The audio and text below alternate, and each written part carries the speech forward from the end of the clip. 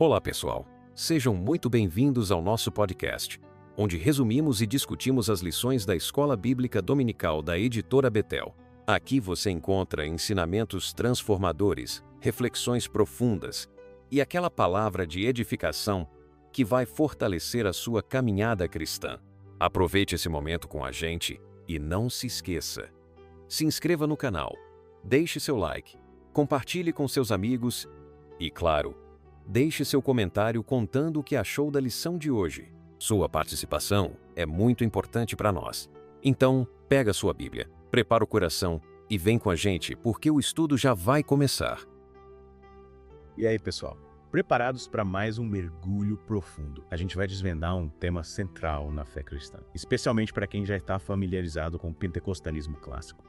E para nortear a nossa conversa, vamos usar como base uma lição da Escola Bíblica Dominical, que tem um título bem sugestivo: O Batismo com o Espírito Santo e o Pentecostalismo Clássico, a promessa que transforma vidas. Já dá para sentir que essa lição vai direto ao ponto. A lição explora a fundo o propósito do batismo no Espírito Santo, como ele se diferencia da regeneração e até aborda a questão do falar em línguas como evidência. É verdade. A lição não foge dos pontos que geram mais dúvidas e curiosidade. E já adianto que ela enfatiza algo muito importante. O batismo no Espírito Santo não é um evento do passado, mas uma realidade presente e poderosa para todos os crentes. Uma promessa que, como o título diz, tem o potencial de transformar vidas e fortalecer a igreja na sua missão. A lição coloca esse revestimento como essencial para realizarmos a obra de Deus e usa exemplos poderosos para ilustrar isso, como a vida de Jesus e dos discípulos, narradas em Lucas e Atos. É fascinante ver como a lição conecta esse poder à missão de espalhar o evangelho, cumprindo a ordem de Jesus de pregar a todas as nações. E a lição não fica só na teoria, né? Ela traz a fala do bispo Abner Ferreira, que pinta um quadro vívido de Jesus abrindo a mente dos discípulos para que pudessem compreender as Escrituras e a missão de anunciar o evangelho ao mundo. É verdade. E essa fala do bispo nos leva a uma pergunta: como o Espírito Santo nos ajuda a entender a Bíblia hoje, abrindo nossa mente para a verdade? Essa capacitação, esse revestimento de poder, foi uma promessa de Jesus aos discípulos antes da ascensão. E ele pediu para que esperassem em Jerusalém pela vinda do Espírito Santo. Sim, e essa espera resultou num dos eventos mais marcantes da história da Igreja Pentecostes, descrito em Atos 2. A lição descreve esse momento como o início da Igreja primitiva, marcada por poder e unção. E que início, né? Imagina só a intensidade daquele momento. Mas, pensando na igreja hoje, será que ainda podemos experimentar essa mesma unção e poder? Sem dúvida. A lição cita o Robert Vences, que fala sobre a natureza missionária da igreja impulsionada pelo Espírito Santo. Ele nos convida a resgatar o poder e o chamado apostólico da igreja primitiva, reconhecendo que somos uma comunidade de profetas chamados a testemunhar corajosamente sobre Jesus. É um chamado para vivermos o evangelho com a mesma intensidade da igreja primitiva. Mas me diga uma coisa, a lição esclarece aquela dúvida que muitos têm. O batismo no Espírito Santo é o mesmo que ser nascido de novo? Ótima pergunta. A lição faz questão de diferenciar esses dois conceitos. Ela explica que a regeneração, novo nascimento em Cristo, é obra do Espírito Santo, como lemos em Tito 3.5. Já o batismo no Espírito Santo é uma experiência que acontece depois da conversão e que reveste o crente de poder para o serviço e o testemunho. Faz todo sentido. É como se a regeneração fosse o início da nossa caminhada com Cristo. E o batismo no Espírito Santo nos equipa para seguirmos em frente com mais força e convicção. Exatamente. E para ilustrar essa distinção, a lição usa o exemplo dos crentes em Samaria, lá em Atos 8. Eles já eram convertidos e haviam sido batizados nas águas, mas só receberam o Espírito Santo através da oração dos apóstolos Pedro e João. É uma prova clara de que o batismo no Espírito Santo é uma experiência separada da conversão. Com certeza. E a lição vai além, trazendo o argumento do Stanley Horton, que diz que os discípulos já faziam parte da nova aliança antes de Pentecostes. Ele usa passagens como Lucas 22.20 e Hebreus 9.11-28 para sustentar essa ideia. Mas me explica uma coisa. Como ela aborda o significado da expressão batismo no Espírito Santo? A lição mergulha na origem da palavra batismo no grego, que significa imergir. E usa essa ideia de imersão para nos ajudar a compreender a profundidade da experiência do batismo no Espírito Santo.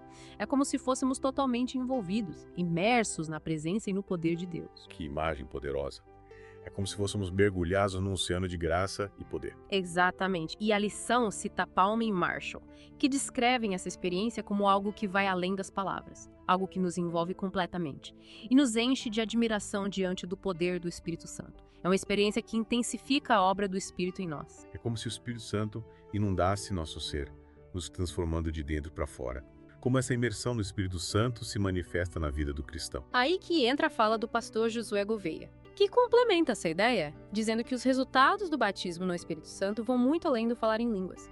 Ele destaca o impacto dessa experiência em diversas áreas da vida do cristão, como coragem na pregação, dedicação à oração e poder no combate às forças do mal. É uma transformação completa. Uau, que incrível. E por falar em línguas, a lição aborda essa questão como a evidência inicial do batismo no Espírito Santo, certo? Sim, a lição se baseia no livro de Atos, onde vemos que os discípulos, ao serem cheios do Espírito Santo, falavam em outras línguas conforme o Espírito lhes concedia.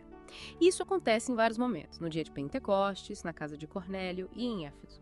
Esses relatos bíblicos são realmente impactantes, mas me lembro de já ter ouvido falar sobre diferentes tipos de falar em línguas. Como a lição diferencia essas manifestações? A lição faz uma distinção importante entre as expressões outras línguas, utilizada em Atos, e variedade de línguas, encontrada em 1 Coríntios. Em Atos, o falar em outras línguas é apresentado como evidência inicial do batismo no Espírito Santo, um sinal visível da ação poderosa de Deus. Já em 1 Coríntios, a variedade de línguas se refere a um dom espiritual, concedido a alguns membros da igreja para a edificação do corpo de Cristo. Então, nem todos os cristãos, mesmo batizados no Espírito Santo, necessariamente receberão um dom de falar em línguas. Exatamente. A lição deixa claro que em Atos e em Coríntios, a principal diferença está no propósito das línguas.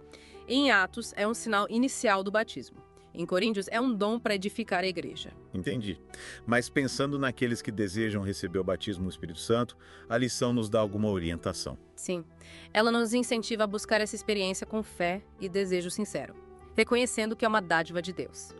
A lição nos convida a clamar, pedir, buscar e ansiar por esse revestimento de poder, assim como os discípulos fizeram após a ascensão de Jesus. É como se a lição nos dissesse: não fique parado esperando, busque essa experiência com todo o seu coração. Exatamente. E a lição usa a passagem de Lucas 11.9 e 13 para reforçar essa ideia. Nessa passagem, Jesus ensina sobre a importância de pedir, buscar e bater, demonstrando a nossa fé e a nossa dependência de Deus. Lembra essa passagem? Jesus nos garante que Deus é generoso e está pronto para nos dar o Espírito Santo se pedirmos com fé. E a lição também nos lembra da dedicação da igreja primitiva à oração e unidade, que culminou no derramamento do Espírito Santo em Pentecostes. O pastor Gouveia ressalta que os discípulos estavam firmes na palavra do Senhor, perseverando em oração até que a promessa se cumprisse. Que exemplo inspirador para nós. Com certeza. E nos leva a refletir. Estamos dispostos a buscar o batismo no Espírito Santo com a mesma intensidade e perseverança da igreja primitiva. Mas e depois que recebemos o batismo no Espírito Santo, como podemos manter essa chama acesa? A lição fala sobre isso. Com certeza fala. A lição faz uma distinção importante entre ser batizado no Espírito Santo, que é um evento único, e ser cheio do Espírito Santo, que deve ser uma busca constante na vida do cristão. É como se o batismo fosse a porta de entrada para uma vida mais profunda no Espírito, mas a gente precisa se manter conectado a ele. Exatamente. A lição cita Efésios 5.18, que nos exorta a sermos cheios do Espírito Santo, indicando que essa é uma experiência contínua e progressiva, não algo estático. E como a gente pode cultivar essa busca diária, por ser cheio do Espírito? O pastor Gouveia, ele nos alerta sobre o desafio de viver no Espírito, em constante batalha contra a nossa natureza carnal. Ele nos encoraja a buscar a Deus diariamente, permitindo que o Espírito Santo nos guie, nos encha e nos capacite para vencer as tentações e vivemos em santidade. É como se a gente precisasse estar sempre atento, buscando a direção do Espírito Santo em cada decisão, em cada passo que damos. Exatamente. E essa busca por ser cheio do Espírito está diretamente ligada à necessidade de renovação e avivamento constante na vida cristã. É animador saber que essa experiência não ficou restrita à igreja primitiva e que nós também podemos vivenciá-la hoje. Sem dúvida. A lição nos convida a crer na atualidade do batismo no Espírito Santo, reconhecendo que a igreja de hoje, assim como a igreja primitiva, precisa do poder capacitador do Espírito para cumprir a sua missão, de pregar o Evangelho. Afinal, ainda estamos na era do Espírito Santo e na era da missão. Você mencionou era do Espírito Santo e era da missão. A lição explica a diferença entre esses conceitos. Sim. A era do Espírito Santo se refere ao período que se iniciou com Pentecostes e continua até hoje, marcado pela presença e ação do Espírito Santo na igreja. Já a era da missão destaca o chamado da igreja para levar o evangelho a todas as nações, uma tarefa que só pode ser realizada com o poder do Espírito Santo. São dois conceitos interligados. Exatamente. E a lição nos adverte sobre os escarnecedores, aqueles que zombam do batismo no Espírito Santo e tentam diminuir o seu valor. É triste, mas essa postura cética sempre existiu, né? Até mesmo na época de Jesus, as pessoas duvidavam do poder do Espírito Santo. Sim. O bispo Abner Ferreira, ele nos alerta para não nos deixarmos influenciar por essas vozes céticas. Ele nos encoraja a buscar essa experiência com fé e a desfrutar de todas as bênçãos que Deus tem reservado para aqueles que creem no poder do Espírito Santo. É um convite para que a gente vá além da teoria e permita que o Espírito Santo age em nossas vidas de maneira real e transformadora. Exatamente. Afinal, o batismo no Espírito Santo não é apenas um conceito teológico, mas uma experiência viva e poderosa que pode nos impulsionar para uma vida mais próxima de Deus e mais frutífera no reino. E para finalizar essa conversa tão rica, a lição nos lembra que o batismo no Espírito Santo é um presente de Deus para a igreja, um revestimento de poder que nos capacita a vivermos uma vida abundante em Cristo e a cumprirmos a missão que Ele nos confiou. Que mensagem poderosa! E eu tenho certeza que essa conversa tocou o coração dos nossos ouvintes e os inspirou a buscar mais de Deus. Espero que sim. E que possamos todos nós sermos cheios do Espírito Santo e vivermos uma vida abundante. A gente viu como essa experiência é essencial para a vida cristã, nos revestindo de poder para o serviço e o testemunho. Mas e aí? Essa promessa, será que ela se aplica a todos os cristãos? De todas as épocas, de todos os lugares? Sim. A lição deixa bem claro que a promessa do batismo no Espírito Santo não se limita à igreja primitiva. É para todos que creem em Jesus Cristo. Não importa o tempo, não importa o lugar. Não importa quem você é, de onde você vem, o batismo no Espírito Santo está disponível para todos. É uma prova de que Deus não faz acepção de pessoas. E para terminarmos, a lição nos leva a pensar sobre o impacto do batismo no Espírito Santo na vida da igreja. Quando a igreja é cheia do Espírito Santo, ela vira um canal de bênção para o mundo. Ela se torna mais ousada em pregar o Evangelho, mais compassiva com os necessitados, mais unida nos seus propósitos, mais forte na missão de transformar vidas. Uma igreja cheia do Espírito Santo é uma igreja vibrante, relevante, capaz de impactar tudo ao redor.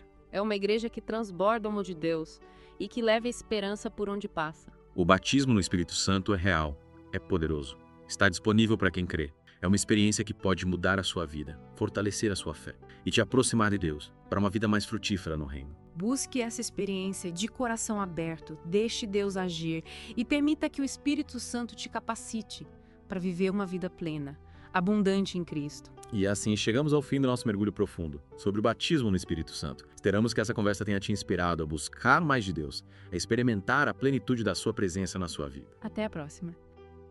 Chegamos ao final de mais um episódio. Espero que esse resumo tenha abençoado sua vida e te ajudado a compreender ainda mais a palavra de Deus. Antes de ir, quero reforçar o convite. Inscreva-se no canal, deixe seu like, compartilhe este conteúdo com quem você ama e não se esqueça de deixar um comentário contando o que você achou ou trazendo suas dúvidas e reflexões.